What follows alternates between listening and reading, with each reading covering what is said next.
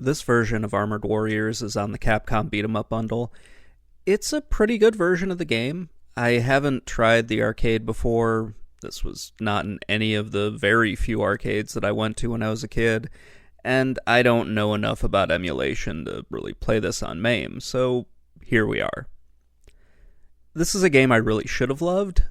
It's all about piloting giant robots and getting into fights with other giant robots. It should be really awesome, but there were a few things that I just found a little annoying, especially at the very beginning. I wasn't too sure if I was gonna like this, but the more I played it, the more I really enjoyed it. It's got some really cool game mechanics to it, and it's a pretty fun beat 'em up.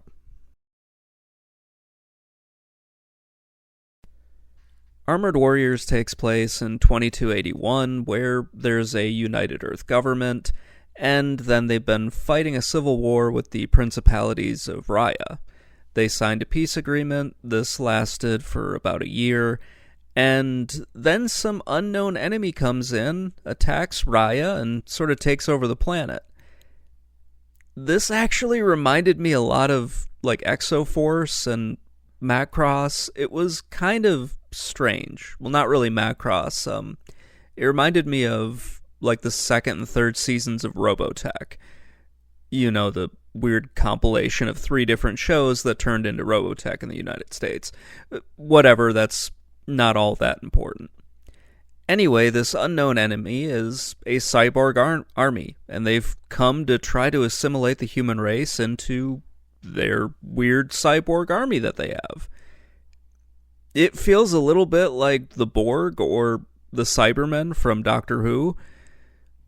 I'm not sure if there are any other examples, but if there are, by all means let me know. I do kind of like the story. It gives the player this very little mystery that you need to solve, and everything sort of gets explained as the game goes along. It's not a very long beat 'em up. It's like 30 minutes to 60 minutes, depending on how good you are at the game. I'm not very good, so it took me about an hour to beat it. It's still kind of cool to see this whole game play out. There is a lot to like about Armored Warriors. It's got a really cool game mechanic where you can pick up different arms and legs, and also different guns as well. It feels like a more polished version of Cyborg Justice on the Sega Genesis. You could do the same things in that game, but it was just a lot harder to deal with. Here, everything is much easier. You have 4 playable characters. They each have their own stats, so they play a little bit different, but you can still change that by picking up different weapons. My favorite was the laser sword. I'm not really sure why, I just really liked it a lot. When you defeat enemies, they may drop like an arm or a gun, or every once in a while they drop their legs as well. I tried to avoid the legs just because it really was not something I liked doing. It's fine. I mean, you can turn yourself into a tank, or you can get like little crab legs or like a hovercraft. That didn't feel as much fun as it was just moving around on your own, so I tried to avoid those as best I could. The arms that you can pick up include a drill, sort of like this hydraulic claw, there's a shock claw, laser sword, and then there was like this shield weapon that I didn't really know what it was, so I just kind of avoided it. Whenever I saw either the shock claw or the laser sword, those are the ones that I went after. The shoulder guns that I found, those were a Vulcan gun, flamethrower, laser cannon, and missiles. I tried to get the laser cannon. I just thought that one was really cool. And then, yeah, you can get a few different legs, but I did my best to just avoid those because I didn't like how it made my character move around the screen. This probably isn't a complete list of everything. There's always a chance that I missed something, so yeah, just let me know if I did in the comments below. You can also find health and ammo pickups as well, which is just kind of standard. I like the fact that they added an ammo, so if you do find a gun that you really like, you can kind of hold on to it. You don't have to just drop it for something else. The controls are very good on the Capcom Beat 'em Up bundle. I just like the way this game plays. It's fairly simple like every other beat 'em up, but it's still a lot of fun to just beat the crap out of a bunch of robots. You can also occasionally see their pilots wandering around on the ground, and you can take them out before they even get into their mechs, which is kind of interesting. I'm not really sure how I feel about that, knowing that I'm just running over a bunch of guys, but hey, it's a little bit different from the other games I've played. Overall, the gameplay is wonderful. I have a few issues, but that's mostly because I kept picking up stuff I didn't want, and yeah, that's just on me. I can't really blame the game for that. I mean, when you accidentally pick up some tank treads to be your legs and you realize that you hate it, that's really on you. It's not really on the game. Armored Warriors is really a beautiful game. The character sprites look awesome. Each of the mechs look very well detailed. They look different enough that you don't really notice the palette swaps. And even with that, I don't really care for this type of a game. It's perfectly fine that they do that. There are only so many giant robots that they could actually make for this.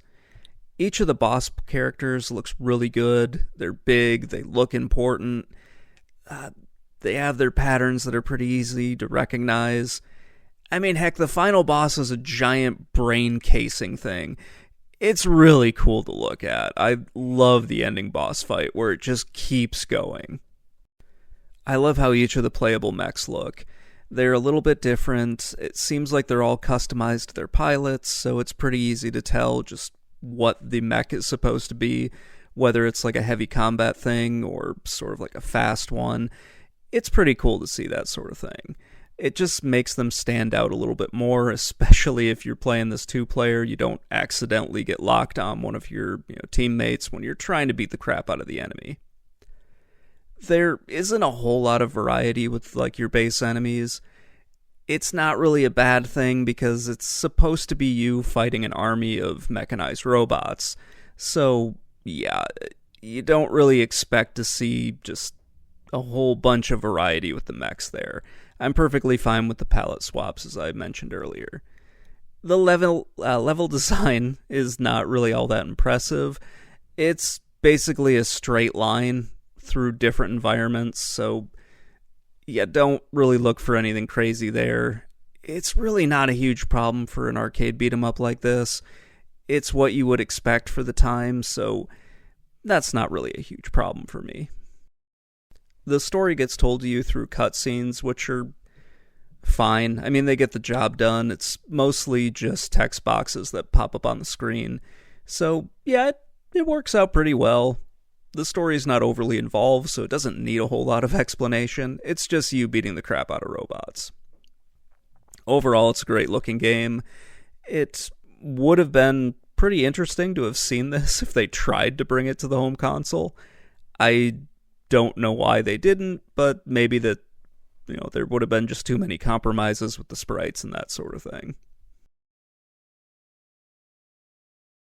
Despite all the really great stuff in this game, I didn't like it as much as the other Capcom beat-em-ups that I've played. It's kind of weird. I'm not exactly sure how to explain it, but there was just something that felt a little bit off with this one. I liked games like Battle Circuit, Knights of the Round, and King of the Dragons more than this one. It was a lot of fun, and maybe this should have been some other genre, because I really like the idea of giant robots beating the crap out of each other, but there was just something that felt a little off with this one. Anyway, that's going to wrap things up. Let me know what you think in the comments below, and I will talk to you all later. Bye.